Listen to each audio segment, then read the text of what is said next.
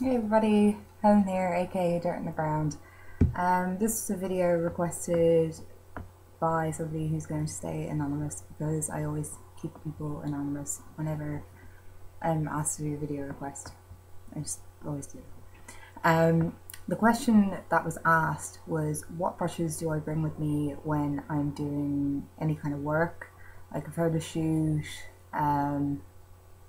just any kind of work, like a fashion show, a shoot, promotional work, anything like that.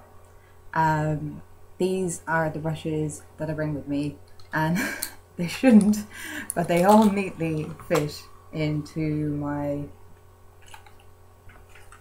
Dwar backstage makeup case.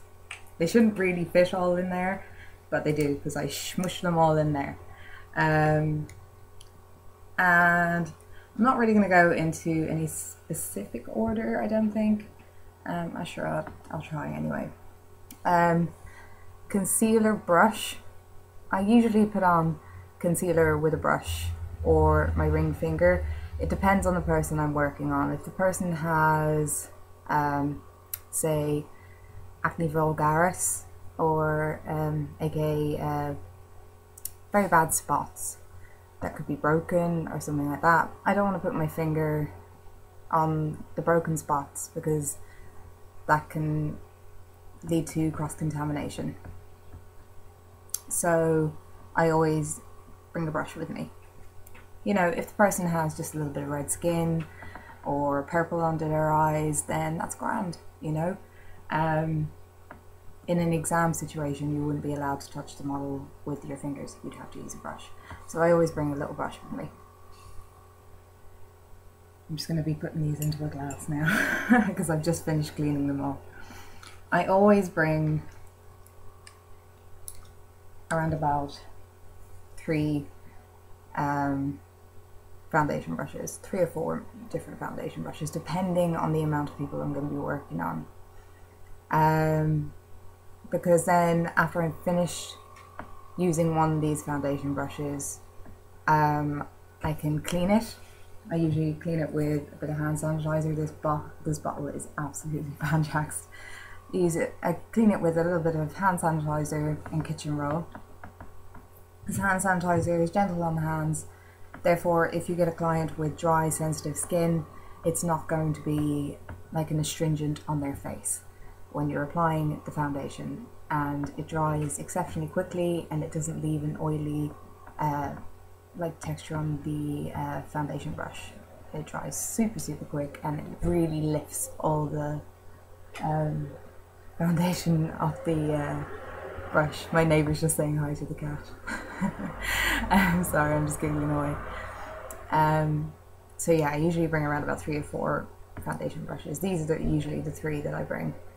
So this is a MAC one, 191. Jesus, the numbers are fading off of it, like I've had it that long. This is an e.t.c brush, and this is a Body Shop brush as well. These are very old brushes, but they're all in very good condition because I take care of them. Then I have my big powder brush.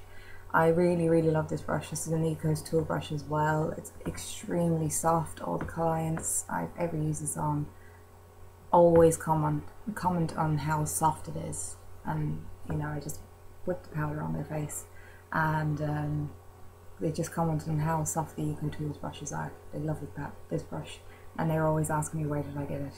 You can get it in Boots, any pharmacy really, and it's just exceptionally soft. No matter how many times I've cleaned it and everything like that, the softness still remains, and they love that brush. Then I have my Dwar blusher brush. I also have an e.t.c blusher brush as well, so that say if I have to, for one client I might use a lighter blusher, and for another client I might use a darker blusher. I then have the 2 brushes and I know which one I'm using a light blusher and one I might be using a darker blusher. And then again, if I have a contraindication like broken spots, stuff like that, I can sanitize one of the brushes while using the other brush. I also have, if I choose to, I usually do use liquid foundation, but I also have my mineral foundation brush because it's great for people with oily skin and people who just, you know, would like to use mineral foundation. So it's a great little brush. And I have my contouring brush. I love this brush, absolutely love it. It's fantastic for just getting in underneath the zygomatic arch, under your cheekbone, and just getting up, like if you need to contour around somebody's forehead or just under the jawline. It's just fantastic, rather than a big massive brush trying to contour. I found it, big brushes, I don't really like contouring with them. I like using smaller brushes. Then I have this brush for highlighting, because it's even though it's a big brush, it's kind of thin, and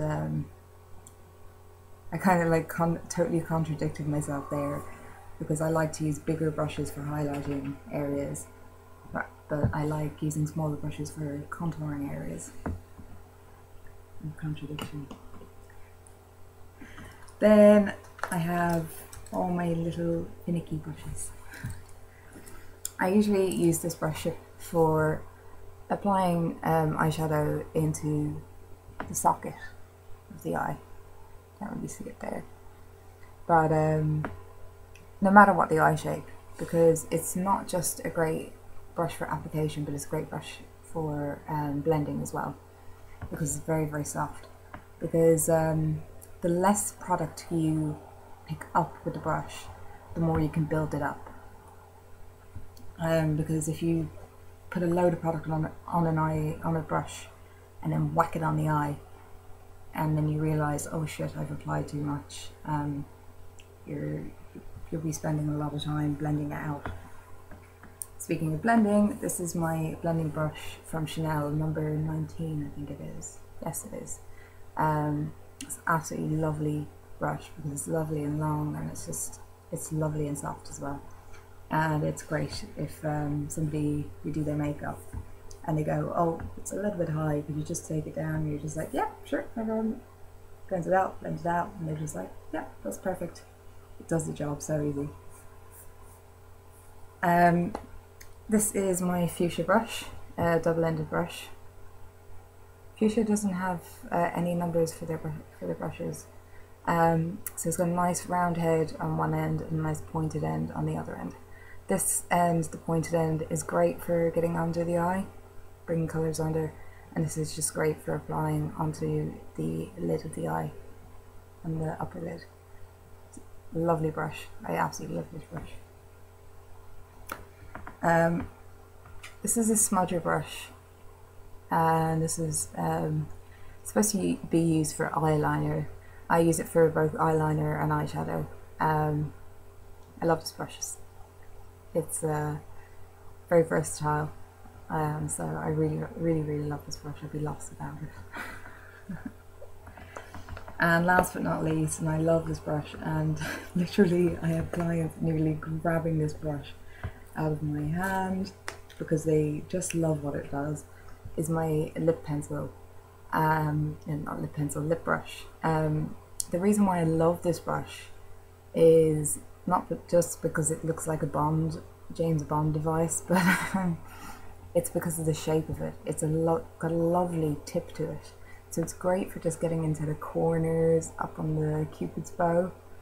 So it's a lovely brush, but clients love it because I do this. So it extends, and they're just like, oh my god, and they go to grab it, and I'm like, okay, you can grab it after I'm done doing your lips. But I love that brush because, as you can see, it's got a lovely tip to it, so you can get in right into the corners. So when you apply the product, it gets even pointier. So compared to any other lip brush I've ever used, it's just really lovely. So they are all the brushes that I bring when I'm working. So yeah, that answers your question. And I hope you enjoyed seeing all my brushes. And they're all cleaned. And they're all clean to be put away now. So yeah. Very arduous job. But it has to be done. Right, bye.